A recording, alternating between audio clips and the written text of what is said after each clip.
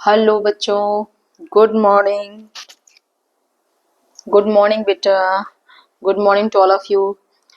चलिए हम लोग बेटा नेक्स्ट टॉपिक जो हमारा है, जो हम लोग लास्ट क्लास पढ़ रहे थे उसके आगे कंटिन्यू करेंगे टॉपिक को, जिसमें हम यूनिट 1 ठोस अवस्था, है ना, इस जो यूनिट से हमने और बहुत सारे टॉपिक किए और आज हम करने वाले हैं बिंदु दोष, जिसको बोलते हैं पॉइंट डिफेक्ट्स।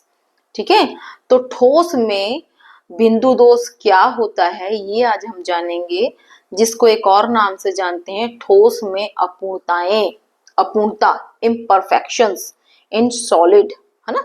इंग्लिश हिंदी दोनों वर्ड को, दोनों टर्म्स को याद रखेंगे, क्योंकि आगे जाके 12th के बाद आपको इंग्लिश के टर्म्स भी आने चाहिए, मालूम होना चाहिए कि उस टर्म्स को इंग्लिश में क्या बोलते हैं। ठीक है, तो इसलिए हिंदी इंग्लिश दोनों याद रखेंगे।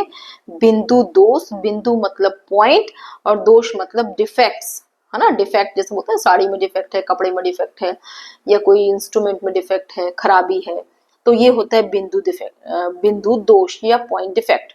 अब ये हम टॉपिक क्या पढ़ रहे हैं, ठोस अवस्था पढ़ रहे हैं, तो ये दोष जो है वो कहाँ उत्पन्न हो रहे हैं, ठोस में। ठीक है, तो ठोस में किस प्रकार के दोष उत्पन्न होते हैं वो आज के हम इस टॉपिक में देखेंगे, और वो दोष क्यों उत्पन्न होते हैं इसके बारे में भी आज हम इस टॉपिक में जानेंगे। तो वेरी वेरी इंपॉर्टेंट टॉपिक है ये, और साथ साथ ये टॉपिक जो है ना बेटा आपके एग्जाम में जरूर पूछता है। और मैं बता दूं इस चैप्टर से आपके 4 नंबर के क्वेश्चन आते हैं, तो ये हम जो भी टॉपिक कवर करेंगे वो 4 नंबर के हिसाब से करना है। ठीक है, तो चलिए हम स्टार्ट करते हैं। बिंदु दोष क्या होता है और क्यों होता है और कितने प्रकार के होते हैं, ये सारी चीजों के बारे में 1 बाय 1 डिस्कस करेंगे। तो सबसे पहले अपन देखते हैं ये दोष जो है ठोस में अपूर्णता, ये भी वर्ड का इस्तेमाल कर सकते हैं, या ठोस में दोष उत्पन्न कैसे होता है ये जानेंगे। ठीक है, तो सबसे पहले अपन जानते हैं कि ये क्या होता है। तो आपको पहले ही हमने इस टॉपिक में सबसे पहले चीज हमने समझाई थी कि क्रिस्टली ठोस, है ना।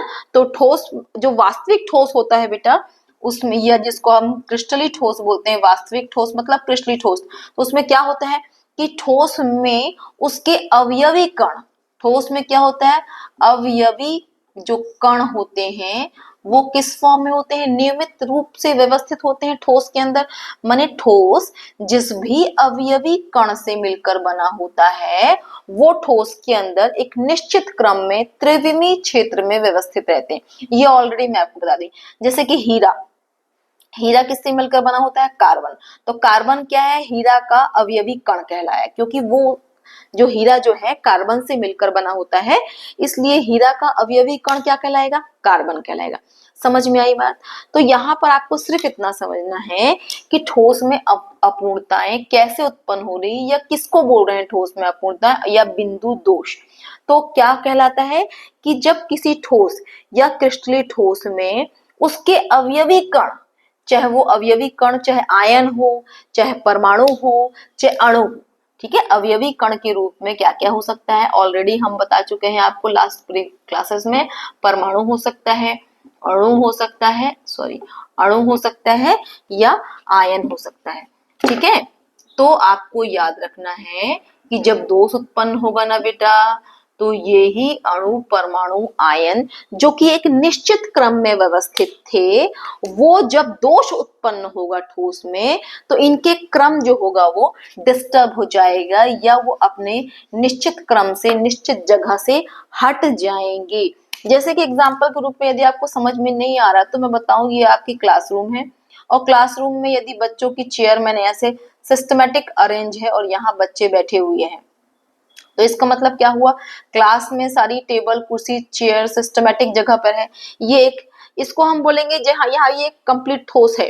अगर मैं यहाँ पर टेबल, चेयर, कुर्सी, आपकी जो बैठने की व्यवस्था है, परमाणुओं के बैठने की व्यवस्था को टेढ़ा मेढ़ा कर दूं, टेढ़ा मेढ़ा मतलब यहाँ दाएं बाएं कहीं भी कैसे भी टिड़का पिचका कर दूं, तो यहाँ पर क्या होगा, ये होगा अपूर्णताएं। क्यों, क्योंकि परमाणु जो हो गए वो क्या हो गए, अपने निश्चित प्लेस से हट गए हैं, या उनकी जो सिचुएशन थी जहां पर वो थे ठोस के अंदर, जो उनकी जगह थी वो क्या हो गई, डिस्टर्ब हो गई। समझ में आई बात मैंने क्या कहा। तो मतलब आपको सिंपली समझना है कि जो वास्तविक जो ठोस होता है, जिसको अपन क्रिस्टलीय ठोस बोलते हैं, उसमें अवयवी कण एक निश्चित क्रम में त्रिविम में व्यवस्थित रहते थे। यदि उनमें किसी प्रकार का दोष या अपूर्णताएं उत्पन्न होगी। इस सिचुएशन में क्या होगा कि ठोस के अवयवी कण अपने निश्चित स्थान से हट जाएंगे, डिस्टर्ब हो जाएंगे, उनका प्लेस क्या होगा, चेंज हो जाएगा, अव्यवस्थित हो जाएंगे। समझ में आ गई बात? सिंपल सी बात है, कणों का अव्यवस्थित होना।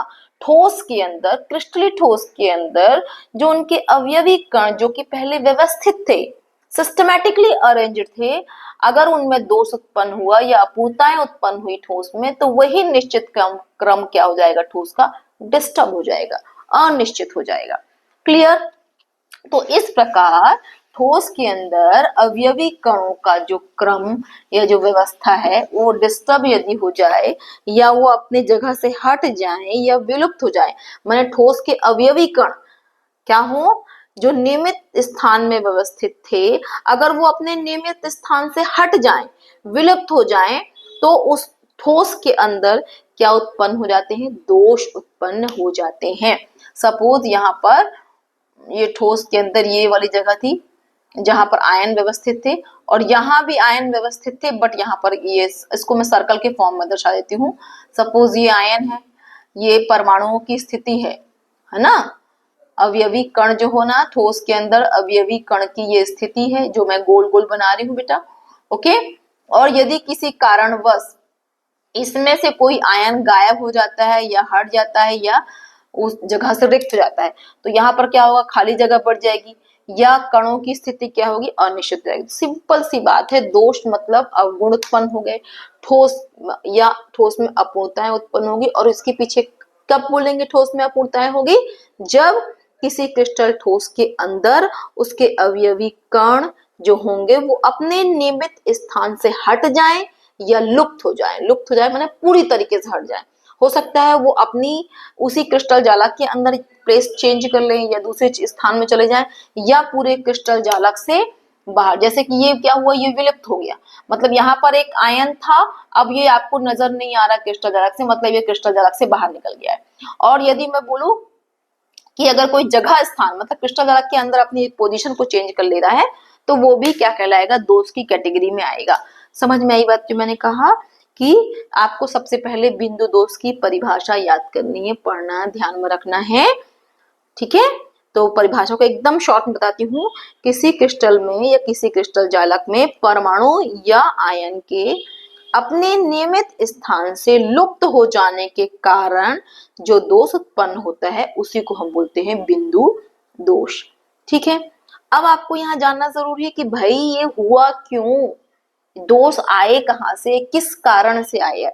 मतलब ठोस के अंदर जो ये दोष उत्पन्न हो रहे हैं या उसके जो अवयवी कण हैं वो बाहर निकल जा रहे हैं या उनकी जगह आपस में चेंज हो जा रही है, क्रिस्टल के अंदर वो अपनी जगह को चेंज कर ले रहे हैं। सपोज एक बच्चा है जो क्लासरूम के अंदर पहले यहाँ बैठ रहा था, अब वो यहाँ बैठने लगा, तो ये क्या हुआ, उसकी पोजीशन चेंज हो गई, या वो अब क्लास के अंदर नहीं है, उसको पनिशमेंट मिला, वो बाहर चला गया।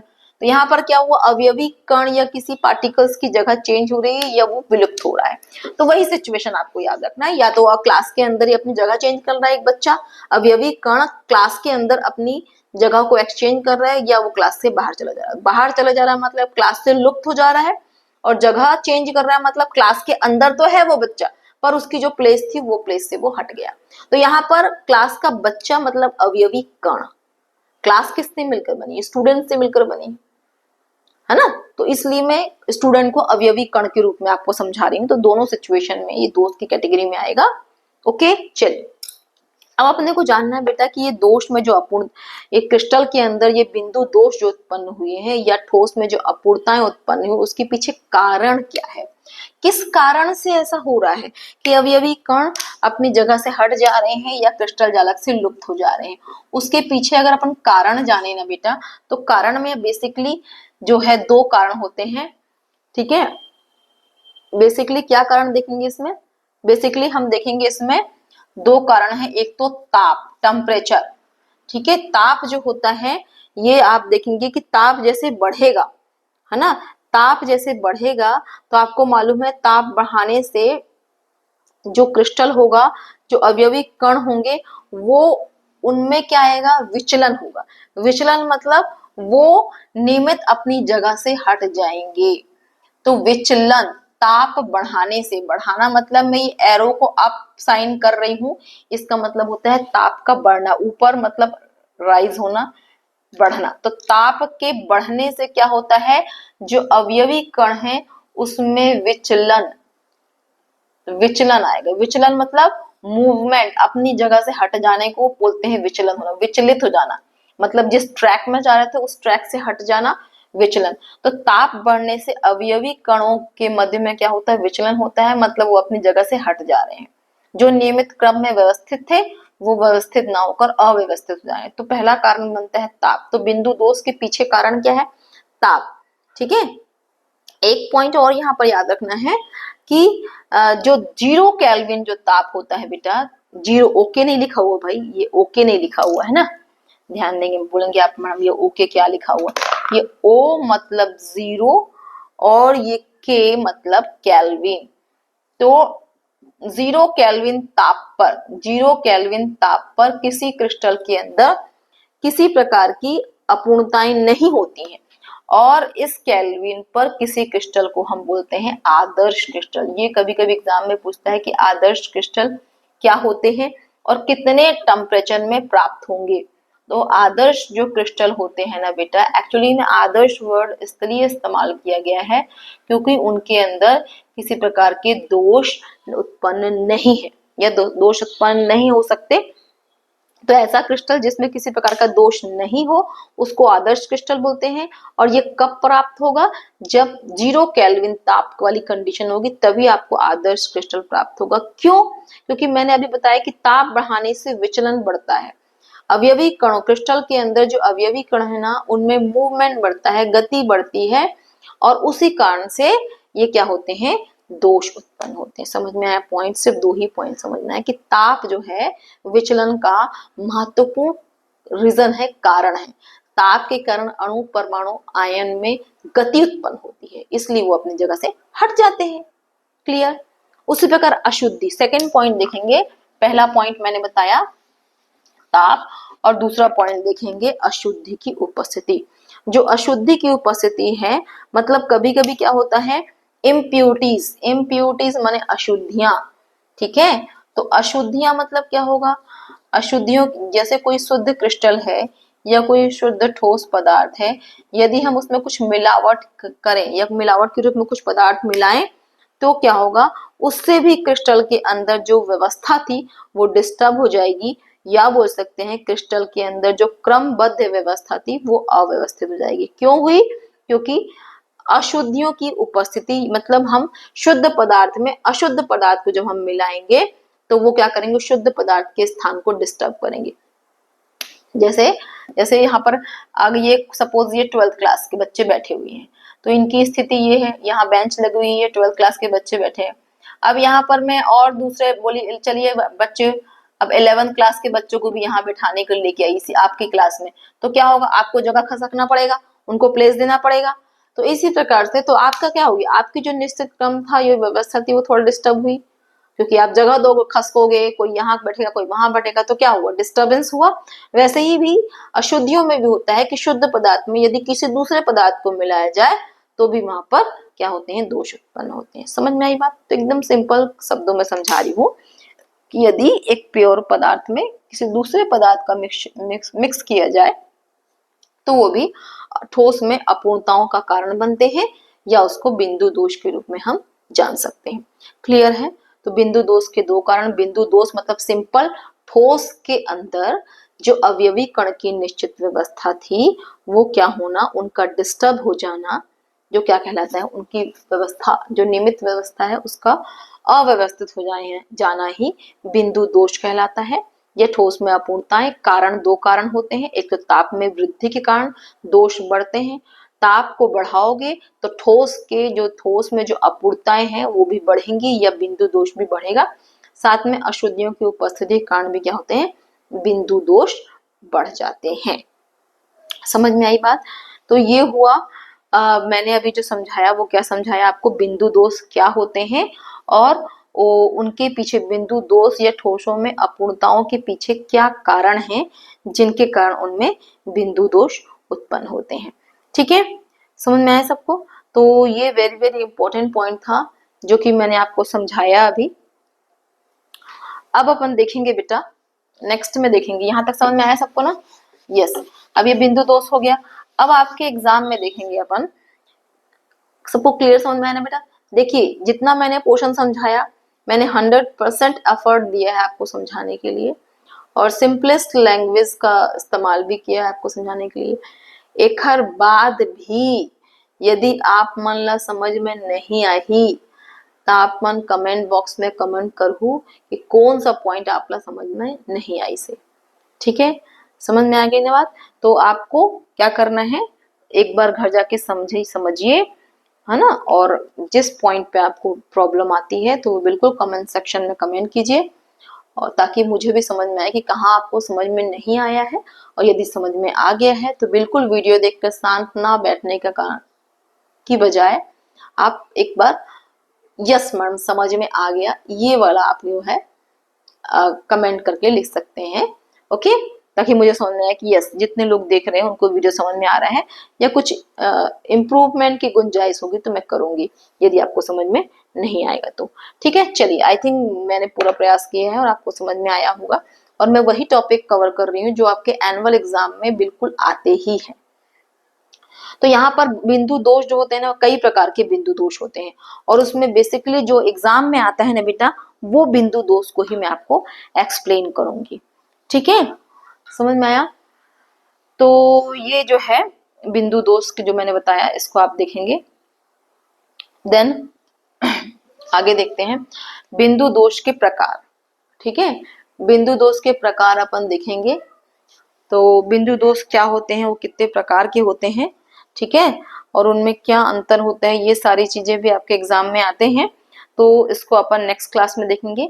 बिंदु दोष के प्रकार, जो बेसिक टाइप्स जो आपके एग्जाम में आते हैं, उसी टाइप को मैं आपकी क्लास में डिस्कस करूंगी, और वो है शॉर्टकी दोष और फ्रैंकल दोष। तो ये आपका होमवर्क है कि आप घर से शॉर्टकी दोष किसको बोलते हैं और फ्रैंकल दोष किसको बोलते हैं, ये दोनों के बारे में पढ़ के आएंगे। और ये दोनों टॉपिक आपके एग्जाम के पॉइंट ऑफ व्यू से वेरी वेरी इंपॉर्टेंट है।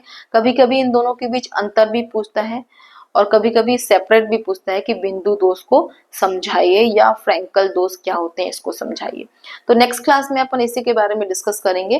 तो बिल्कुल आप पढ़ के आइए, और हम नेक्स्ट क्लास में जो है इस टॉपिक को डिस्कस करेंगे। ओके, सो बाय बाय, मिलते हैं नेक्स्ट क्लास में नए वीडियो के साथ, विथ नई एनर्जी के साथ। ओके, बने रहिए मेरे चैनल में, ताकि आपकी जो केमिस्ट्री की प्रॉब्लम है वो बिल्कुल खत्म हो जाए। ओके, बाय बच्चों।